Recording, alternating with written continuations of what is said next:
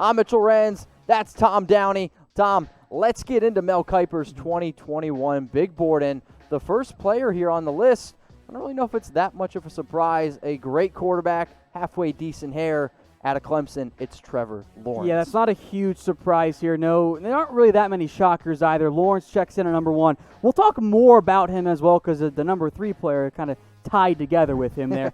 Penei Sewell checks in at number 2.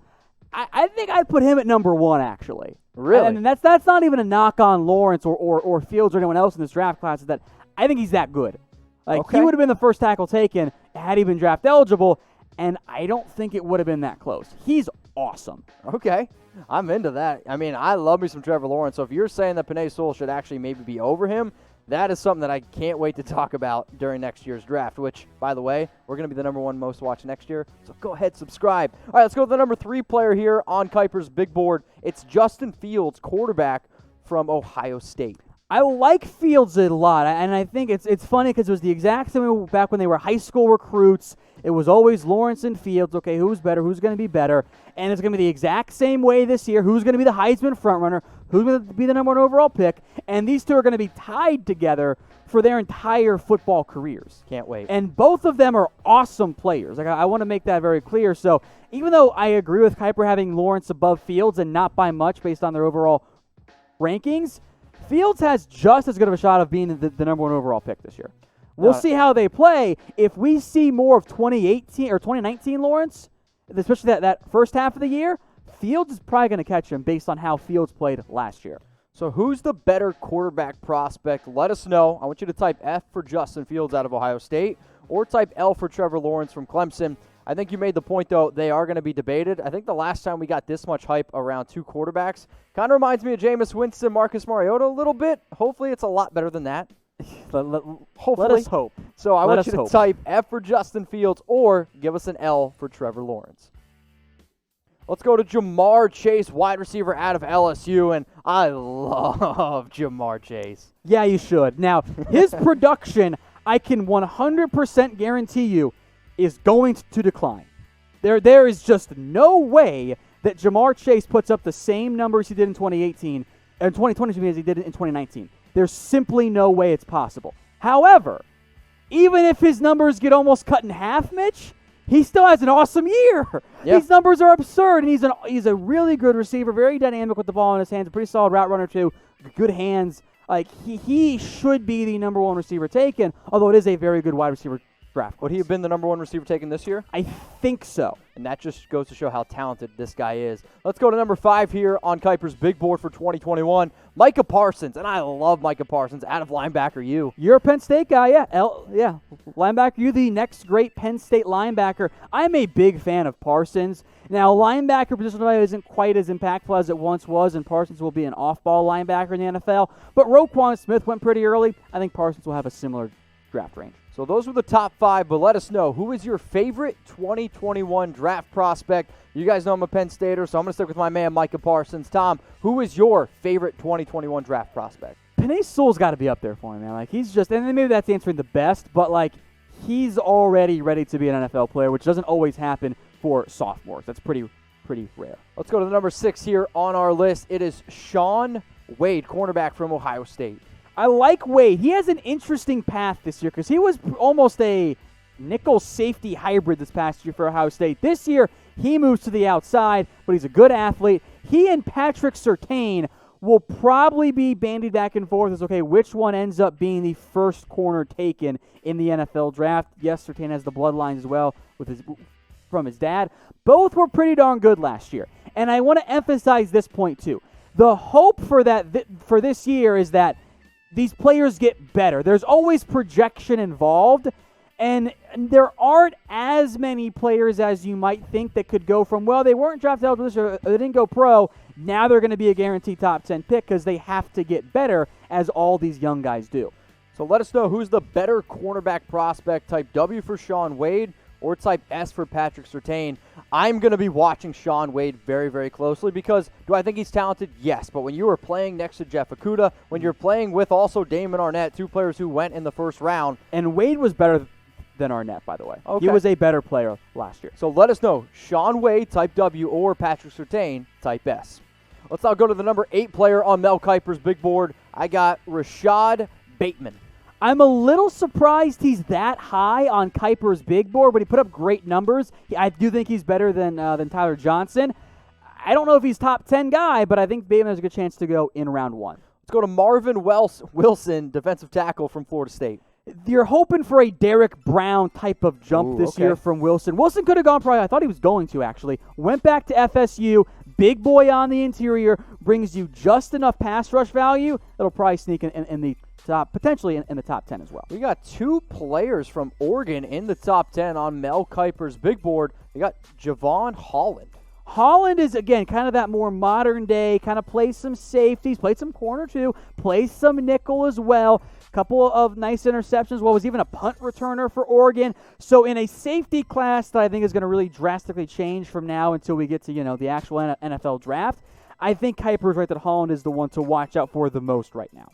So for everyone who's watching right now, if you want more 2021 NFL draft videos, I want you to type me, all right? Can you read? I know I struggle with it sometimes. Clearly. Seriously, though, if you want more 2021 NFL draft videos, I want you to start typing me and subscribe to the channel, because if that's what you want, we're going to provide it. We provide a lot of daily videos, but if you want more 2021, we were the number 1 most watched 2020 NFL draft coverage, and there's no better guy in the biz than my man over there at What Going Downey. Let's get in now to the number 11 player, Jalen Waddle out of Bama. Technically Alabama's number 4 receiver last year, but he is, I think, as electric as Henry Ruggs, and he offers you incredible special teams value too. He can fly. I agree with Kiper. We'll talk about Devonta Smith later. I got Waddle above him. Texas is back. Samuel Cosmi, offensive tackle. He could have gone pro. If you watch some of our earlier mock-ups, I had him as a potential round 1 pick. I think he still made the right call to go back to Texas. Good athlete. I think he might be a better prospect than Connor Williams ended up being. I don't know if he's quite top 15, but I don't mind Kiper including him so high. You guys can see it down there. Go follow my man on Twitter at WhatGoingDowney. Lucky number 13, Elijah Molden, cornerback from Washington. Kind of lined up in a bunch of different spots for that Jimmy Lake-led Washington defense. A little bit undersized. I think that might knock him down a little bit, but he's a good tackler. So I think at minimum, you've got a potential nickel corner. I just worry the size might push him down from being a top 15 guy right now to more prospects. He ends up being maybe more of a late round 1 guy. The number 14 player on Mel Kiper's 2021 draft big board, Jalen Mayfield, offensive tackle from Michigan. Kiper says that there's a lot of projection involved here. I think that's fair. I think that Mayfield at his size, a little over 6'5", 319, at least what he's listed at, fits pretty well in what you're looking for a tackle. Only 1 year as a starter at right tackle. I think projection's a fair statement. I'm a little surprised that Kiper actually put Mayfield in here. Only 1 sack allowed, but a whole bunch of hurries allowed this past year.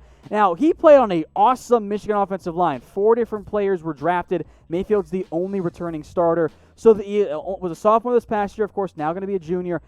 I am intrigued by him. He's definitely worth watching. But I will not lie, I was surprised Kiper put him inside the top 15. Only going to be a redshirt sophomore. He's going to be a redshirt sophomore in 2020. We have a lot of Michigan fans that watch our Chat Sports shows, and we want to know, will Jalen Mayfield be a first-round pick? Give us a Y for yes or an N for no. You kind of saw the growth as the year went on, especially towards the back half of the season. So if that growth continues, if that projection, as Kiper called it, continues, then I think it makes a lot of sense. If he chooses to go pro, he might not want to, being only a redshirt sophomore. Do you have the best mom in the entire world? Well, if you do, go get her this number 1 mom shirt. Go to chatsports.com/NFL Mom. And for those of you that are watching this before Mother's Day, you better act quick. For those of you that watch this after Mother's Day, if you were a bad son, a bad daughter, don't be that person. Go get her a nice gift. Chatsports.com/NFL Mom. Yeah, there's over 3,000 items available at that link, all NFL themed, all, of course, just for your mother. Customizable stuff, for example, like a whole bunch of different team cups as well. Something simple, easy that your mom will actually use. A little bit better Mother's Day gift because you're playing the long-term game there than just, we bought you these chocolates that are gone once you eat them. Chatsports.com/NFL Mom. The number 15 player here on Mel Kiper's big board, Trey Lance, North Dakota State, the next Carson Wentz? Your Raiders fans got big mad at me when I mocked Trey Lance to the Raiders because they were in the top 15, which means Carr's not the answer. But I think Kiper's right again here, which I don't always agree with Kiper. This is a younger player, more under-the-radar guy to definitely watch out for. All right, they went from Carson Wentz to Easton Stick, and I think Lance is better than Easton Stick was. He's a good athlete, too. I mean, the production, I know it's the FCS. The production's bonkers. Oh my God. That's like he's going to have to regress at least a little bit, but he's definitely one to watch at the FCS level, and that he's already on the radar of NFL teams bodes well for his draft stock. 0 interceptions. I just seen that. He will throw at least one this year, guaranteed. I'll take the under. Let's go to number 16 here on our list. We got Devonta Smith, wide receiver from Bama. He is the hands guy of that Alabama core. You had Henry Ruggs, the speedster last year. Jerry Jeudy was the route runner. Devonta Smith was the reliable, great hands guy. Jalen Waddle is the somehow even more electric, explosive playmaker, especially on special teams. 2 of them leave. Bama might have legitimately had 4 first-round picks on that receiving core last year. That's not outlandish just to say. That just goes to show how much talent there was. So give me a J for Jalen Waddle or a D for Devonta Smith. Let us know who is the better Bama wide receiver. Tom, what are you typing, J or D? I'm typing my J because in our 2021 mock draft, I had Waddle above Smith too. I think Smith doesn't quite have the same athletic upside. So I'm going to go with Waddle instead. Of course, they're both worthy of being in that discussion. So get your J's or your D's in the comments section. Let's go to the number 17 player here, my man Tyler. Tyler Shelvin, defensive tackle from LSU. Big boy run stopper on the interior. I need to see more pass rush help. If he can get you even just 4 or 5 sacks, this ends up being okay. But if he's only a run stopper, that's going to tank his value in the eyes of the NFL. Let's go back to the wide receiver position out of Clemson. Justin Ross, who I absolutely love Ross. I think he would have went in the first round this year. I think he might. I think he was a little bit inconsistent at times last year. I think that part of that was because Trevor Lawrence was a bit inconsistent last year. Big frame, good athlete. I think he's a good enough separator as well at his size that I think he ends up going before T. Higgins does, or did, I should say. Let's go to back to the Roll Tide. Dylan Moses, linebacker out of Bama. I actually thought he was going to come out this year. Yeah, there was some confusion on that front because at one point he said I'm staying, and then his dad or something said he's going to go pro, but he of course returned to Alabama in the end. Coming off injury from last year, I thought he would have been a first-round pick had he stayed healthy. Now 2021 becomes when Moses ends up going in round 1. At number 20, Chris Olave, wide receiver out of Ohio State. Oh, look, another Ohio State receiver who could end up getting drafted. He brings you a little bit more vertical ability and downfield threats than some of those recent guys that, McLaurin wasn't used downfield all that much. KJ Hill certainly was not, but Olave actually was. So I don't know if he's quite top 20, but it's a pretty strong receiver class once again, and he'll benefit from having Justin Fields as his quarterback. Back-to-back strong receiver class. I absolutely love it. So over or under 6 wide receivers drafted in round 1 of the 2021 NFL Draft. If you think it's going to be over, type your O for over. If you think it's going to be U for under, type your U for under. Tom, O or U? I will go with the under. 6 was the mark last year. Kiper's got 6 in his top 20. But if you had a 6 go in the first round last year, back-to-back is a little tough. So I will just take the under there. Might be 6 on the dot, though. Who knows? Let's now go to number 21 out of Penn State. We got Pat Freiermuth. He was draft eligible this past year Yes. as the rare third-year sophomore. Had he gone pro, he would have been the first tight end taken. I think he might have gone in round 1. Ooh. He's really good. Oh, I know he's good. That's a little bit earlier, though. I love tight ends, but I'll be interested to see if Pat can end up going in round 1. Let's now go to number 22, where we got Jay Tufele from USC. I almost put him in my round 1 mock draft, so not surprised that Kiper chose to go that route there. I see 3 technique. There are some flashes there. Only 7.5 sacks the past 2 years. If he can have the breakout junior year, he's going to go in the first round. I don't know if I'll predict Kyle Pitts going in round 1, but if he doesn't get a commercial for Old good. Spice, he's not doing something right. This most recent tight end class was pretty bad. Freiermuth, Pitts, and Brevin Jordan left off this top 25 list. That's a really good trio, and frankly, I think all 3 of them would have been my number 1 tight end had they actually been eligible and or come out this past year. Let's now go to the U, where we got Gregory Rousseau out of who's playing edge. Okay, 24. So Russo had a fantastic year for the Hurricanes. 19.5 tackles for loss, 15.5 sacks. I get, though, why Kiper had him outside the top 20. He has the great length. He's like 6'7", huge arms. I think there are some athletic concerns there, though. Not unlike A.J. Epinesa, for example. I put him in the top of my mock draft because he was a redshirt freshman with 15.5 sacks in the ACC. So if he does that again, he's going to be way higher regardless of whatever his athletic traits are. The last player here in our top 25 in Mel Kiper's 2021 draft big board is Alex Leatherwood. He got a little bit more hype entering this year than Jedrick Wills did. Leatherwood ended up going back to Alabama for another year. I thought he might have been able to go in round 1. I think he would have gone before Austin Jackson, for example. I think he sneaks into the first round. Kiper says maybe you move him to guard. I didn't like him at guard, though. I want to keep him at tackle, and that could be a potential issue as to why maybe he's outside the top 20 right now.